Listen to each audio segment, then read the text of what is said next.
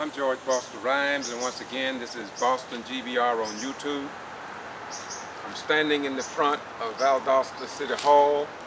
Behind me is a local church, Central Avenue, Church of Christ, where people come to enjoy themselves, I guess, and as my friend Doc Robertson says, come to get therapy. Well, I'm here today because I want to talk to you about my attendance at City Council meeting here in Valdosta, Georgia. And what happens here in Valdosta, Georgia is that you can come before City Council and you state your problems in your community, and they listen to you. They dress, some of them in three-piece suits, look like real statesmen, but you never get a response to the questions that you ask at this public meeting in Valdosta and in the state of Georgia, of course, in the United States of America. I'm going to talk this morning about 3 or 4 years that I have brought issues up concerning this beloved community, and I have yet to receive a response.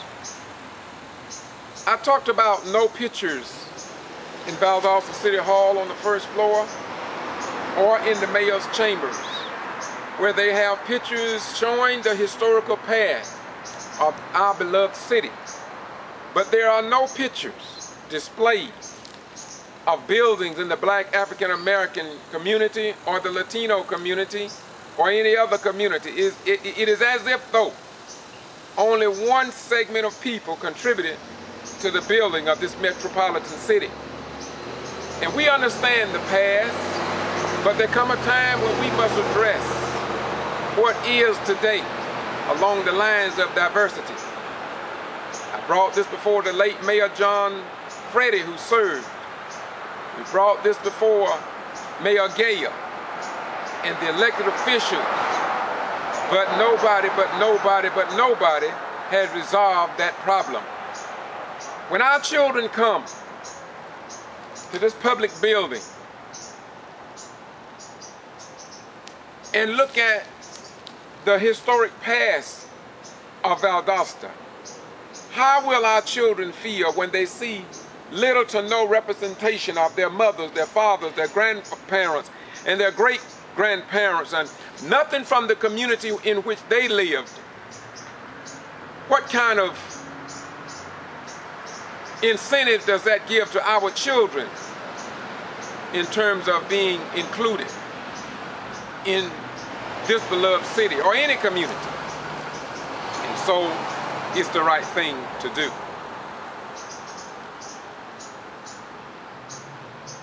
When our children come from the local schools with black and white and Japanese,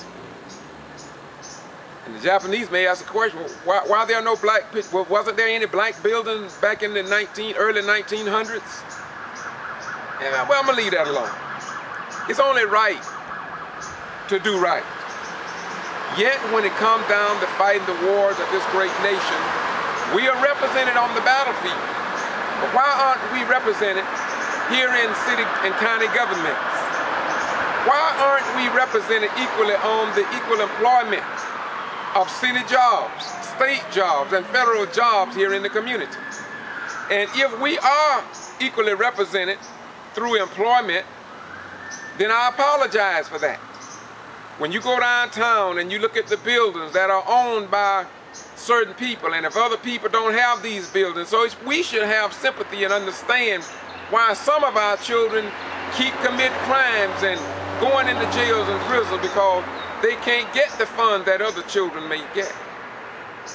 It's not a hate thing, it's just a truth thing. And if you can condemn me, then I welcome your comments.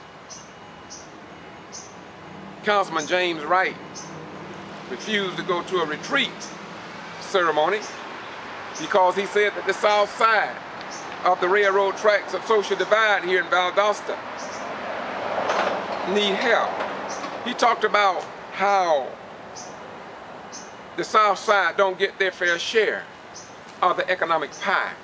And this includes sidewalks, street paving, gutters, among other things.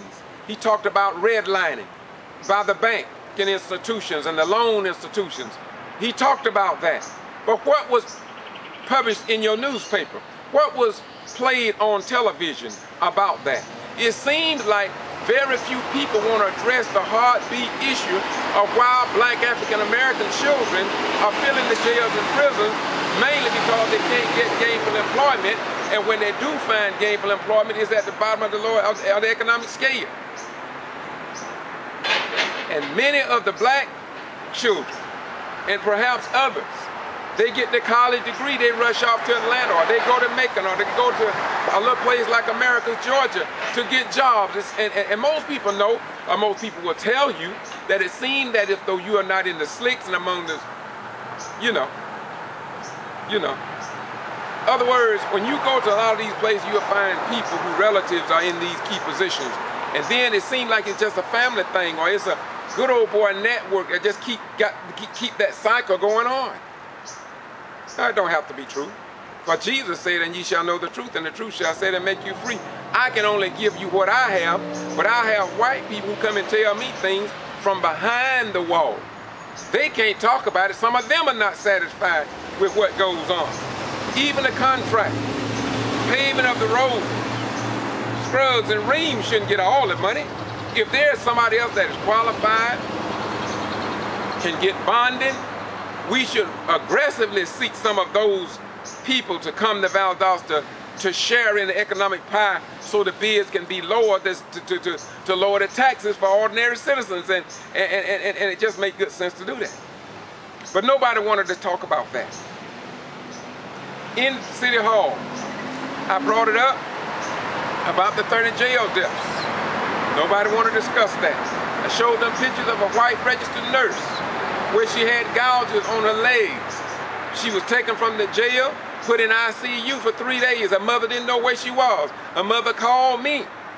I was out at Moody Air Force Base. I dropped what I was doing to come assist her. I brought it for the mayor, the late former mayor John Freddy, and the council. Nobody said a single word in terms of we are concerned. We'll look into it. Nothing was said for the most part. And so people becomes hopeless. They feel like nobody cares. And so we keep voting people right back in the office to continue the same old thing. Did you know the state of Georgia is an at-will to work state, which means you can be fired for good cause, bad cause, or for no cause at all. And your employer don't even have to tell you why you was terminated. And yet we keep sending the same politicians to mistreat us the same way they've always done. It is as if though all we can do is fight the wars of this great nation. But when it comes down to being treated fairly and equal, well, as Paul Harvey would say, eventually you will hear the rest of the story. Troop Street, I brought that before City Council. And the citizens have yet to hear a response from their elected officials of what the status of bringing that street up to the rest of the streets here in the city. They ignore certain parts of the community, in the black community, just totally ignore it, as if though you are insignificant. Now, it's not about a race thing, it's about a right thing. It's about a Jesus thing. I have a church behind me, just like all these churches around Valdosta. We can ask ourselves a question. How many Christian folk even care about the issues that are being brought up? How many Christians on city and county governments that are concerned about doing what is right and following up when citizens bring something to their attention that could make it better for another human being, another child of God? What's wrong here? Why go to church? Why talk about Jesus, God, Muhammad, the son of Amram and Joshua Moses, if we don't give a dime for our fellow man? Something is wrong. And there's something we can do about it to make it right. But the thing that we are discovering more and more as I walk the street among common, ordinary folk, as well as those who are doing and faring well. Professor Matthew Richards, my beautiful white brother, I must commend him, and the SCLC. and the NAACP and the young students at VSU and other citizens here for putting together a video called The Chorus of Fear that you can Google on the internet, and it will tell you the rest of the story that I don't have time to tell you here. But it is indeed time for a change. I stood here, John Robinson, myself. We've been fighting to get equal contracts, consideration in contracts.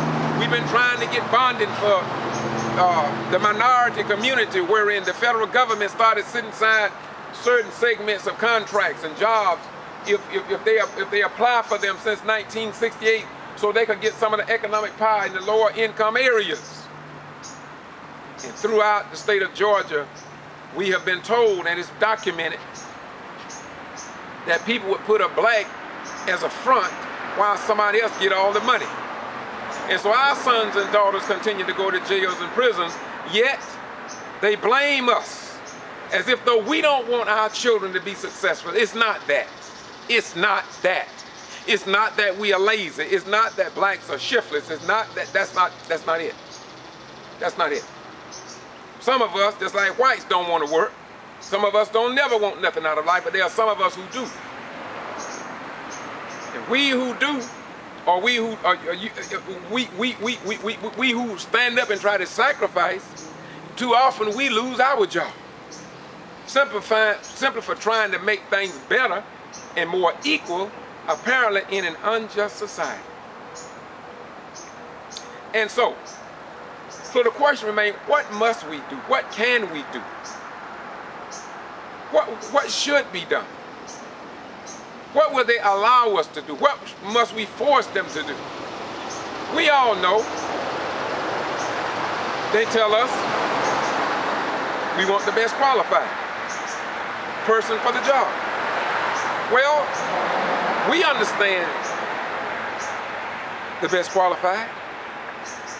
After all, we saw I Love Lucy, Bonanza, Have Gun Will Travel, My Three Sons, Father Knows Best, Rawhide and the rest of the crew, Andy Griffin. All those best qualified folk was white. Blacks could have a PhD and they wouldn't have been qualified to get that income because they did not have the complexion for the protection. Yeah. They did not have the complexion for the protection, and so we were left out of all those jobs and getting that money, that some people took that money and took care of their children, sent their children to high school, technical school, colleges and universities, and helped them to create their businesses from that money that they got from those set-aside jobs. In fact, whites were the first beneficiaries and the orchestrators of the first affirmative action program. They had set-asides, they had special benefits, they had special privileges. All the police officers on the local level, all state, all federal jobs, law enforcement was occupied by whites. In fact, all the government was white. And so now that they want to try to make it right, people talk about reverse discrimination. It's not reverse discrimination, it's about fairness, my beautiful brothers and sisters. It's about fairness. So we don't want to talk about that. If we can have a disproportionate number when it comes down to the fighting the war in Vietnam, why can't we be included? And why can't City Hall respond to us when we bring up valid issues before them? There was an 1860 charter that was displayed in here, and I'm going to close on this note. That 1860 charter said, and they reluctantly removed it in 2004. It was an 1860 charter which said that the mayor and council shall pass all proper and necessary laws and ordinances for the control of slaves and freed persons of color in Valdosta, Georgia, and to control and abate all nuisances arriving from hogs, dogs, horses, and other animals straying at large in Valdosta. That charter was removed from the wall that led into Judge Edwards' municipal courtroom in City Hall. But it seems like that 1860 charter mentality is alive and well. Stay tuned, as Paul Harvey would say, for the rest of the story. This is KVC out on the streets of Valdosta, Georgia, what we now call the word on the street. Peace be unto you. Today is July the 22nd, 2012. May God bless you. Bye-bye, we're gone.